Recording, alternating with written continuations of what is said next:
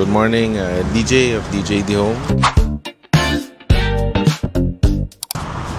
So, andito tayo ngayon sa SLEX going to Muntinlupa kasi may project kami na doon na isang kondo. Kahapon, nag-dry run na kami sa shop. Binuo na namin doon para pagdating dito, isasalpak na lang namin. So, nakabalot na rin siya, naka-ready na siya for installation. Then, yun, bumiyahe tayo kanina ng 4:30 and now it is 7:15.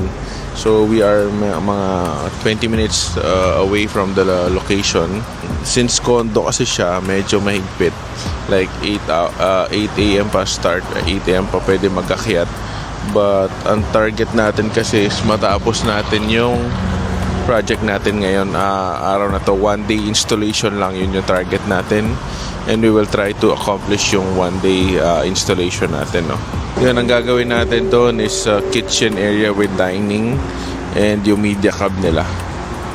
So, yun, pakita ko sa inyo guys mamaya. And sana, yun, hopefully matapos natin within today kasi wala lang, parang goal lang natin na makatapos tayo ng installation in just 1 day. So yun, I'll see you later guys. So yan, nandito na tayo sa location. So this is Muntinlupa. We arrived at 8:15 and waiting for the approval ng delivery items. So sana payagan tayo agad, magkaroon agad tayo ng approval kasi hanggang 5 lang pwede mag-work and may noise hours pa na 10 to 12 and 2 to 4. So very strict yung timing dito, no? Ganun talaga pag condo eh. But we will try, ili-layout natin pagdating doon tapos para nakaabang na lahat ng pwede nating barinahin once dumating na yung 10 to 12 and 2 to 4, no? So yun, balikan ko ulit kayo mamaya guys.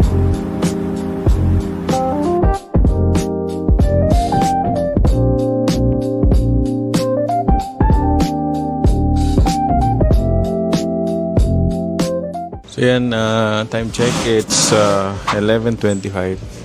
10 o'clock na kami nakapag-start, but yun, at least pag-start namin pwede na mag-ingay kasi 10 to 12 yung noise hours, no? So yan, pakita ko sa inyo yung na-accomplish namin. So ito na yung media cab, so hangin na lang. Okay guys, time check, it's 5:50. Unfortunately hindi namin natapos kasi medyo malaking effect sa amin yung noisy hours, no? We only have 4 hours para magkaroon ng time na magtabas kami and magingay. Yun, hindi namin natapos.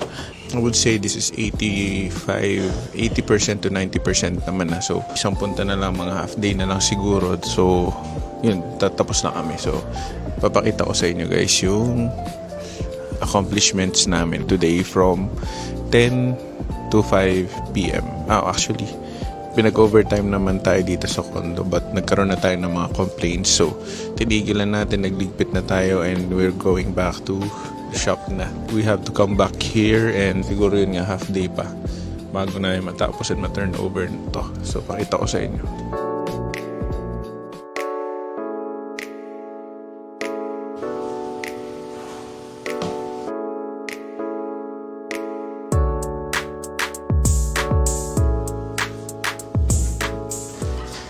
Yun, so that's it for today's vlog and more on adjustments na lang kami ng pinto, feelers, konting linis, retouch. Tapos na kami, pwede na namin turnover. Hindi lang talaga kinain ng oras kasi medyo late na kami nag-start. Ang daming process bago kami makapasok, bago kami makaakyat. Medyo mahirap, no?